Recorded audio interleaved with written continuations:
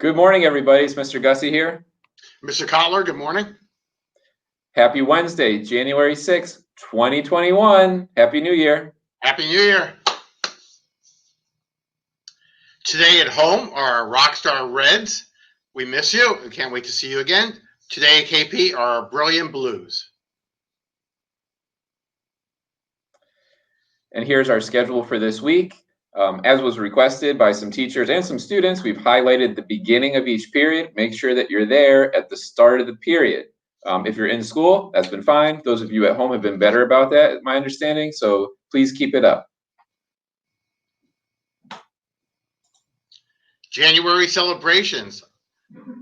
January 18th, we'll celebrate Martin Luther King Jr. Day with no school, but it is a day to do something for service, to help out the community. A quote that I love that Dr. King said, life's most persistent and urgent question is, what are you doing for others? So spend the day doing something for someone else. Also in January, we have some days that we're honoring. It's National Blood Donor Month, doing something for someone else, National Braille Literacy Month, National Hobby Month, National Hot Tea Month, National Mentoring Month, National Oatmeal Month, National Slow Cooking Month, National Soup Month, National Sunday Supper Month. Mr. Gussie, any of those days appeal to you? Or all? You know, I'm overdue to give blood, and I'm feeling a little guilty about that. And I was just thinking about that Martin Luther King quote and thinking, maybe it's time that I go donate blood. All right. I think I should do the same. Maybe we'll go together. Sure. Socially distanced. Yes, with our masks on. Right. Speaking of socially distant, this isn't important. Notice it's, all capital letters in red. I wanted to make sure everybody's hearing this, listening to this, and adhering to this. We've done really well at King Philip. As far as we know, we haven't had any community spread of COVID-19 here at school, even though people have gotten sick in our community, as they are all around the world, all around Connecticut and West Hartford. It's going to happen, but we can keep each other safe and keep our families and our loved ones safe if we continue to adhere to some really simple rules. I think the pictures are pretty self-explanatory. We want to stay 6 feet apart or more. That includes when you're in the hallway or outside on your way into school or on your way to the bus or on your way home.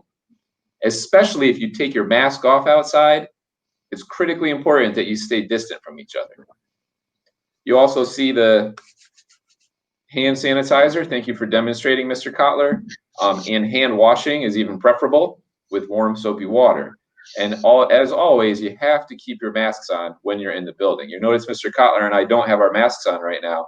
It's because we're in offices all by ourselves. I keep my window open all day because people come in and out. And as soon as I see someone at the door, I put my mask on before I let them in. Mr. Kotler does the same thing. So again, these reminders are critically important. We actually have a couple of videos on our next couple slides just to demonstrate what we're going to do. And again, if you're having difficulty with any of these mitigation factors, that's what the remote learning school is for. We've had a couple conversations with kids, and they've gotten much better because they want to be here. They don't want to have to do fully remote learning. So as long as you can adhere to these really simple strategies, we should be fine.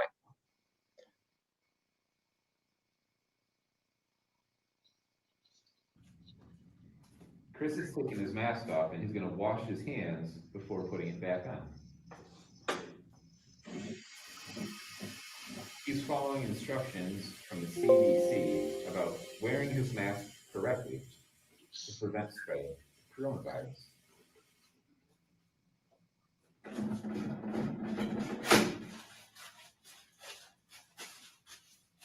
What song do you typically sing yourself when you wash your hands, Chris?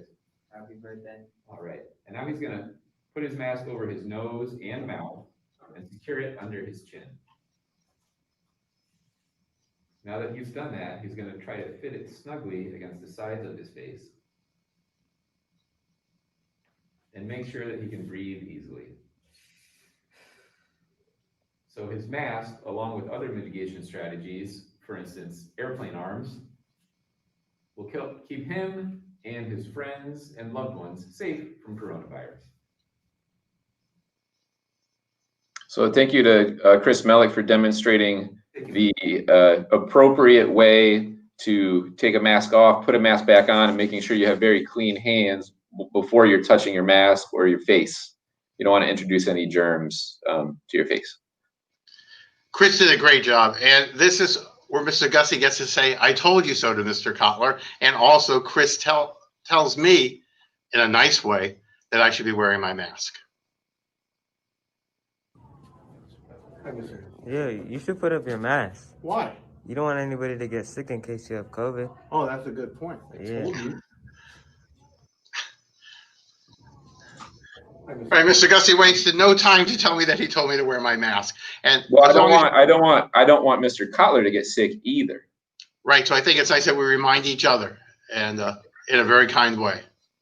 All right, and we have so thank you everybody for adhering to those really simple reminders. Again, it's a team effort, one community, 1 year. We're going to keep each other safe and healthy, and vaccines are rolling out. Hopefully, if we do things right, school's going to be more and more normal throughout the spring, and by next year, hopefully, closer to back to normal. Right?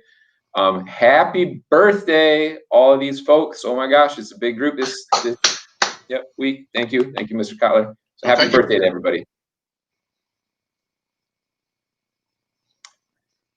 After school activities return next week. So we had a kind of a hiatus in this first week back from the new year, but I want to thank you to all of the teachers who have offered these opportunities, and thank you to Mr. Fleming who helps organize the whole shebang, and to some of our students who have advocated for some of these groups. So if there's not an after school activity that appeals to you, just know you can always go to a teacher and say, I'd really like to do something like this. Would you be willing to be an advisor? Or know a colleague who might be interested in that thing, that activity, and you might be able to get something new started if one of the many opportunities that already exist don't appeal to you.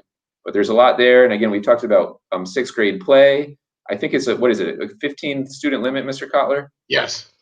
So it's a tight window, but if you can get in there and sign up, that's a really good opportunity to get your heart rate up and prepare your mind and your body for learning throughout the day. It's good to exercise in the morning. And it's a lot of fun. Absolutely. Yeah.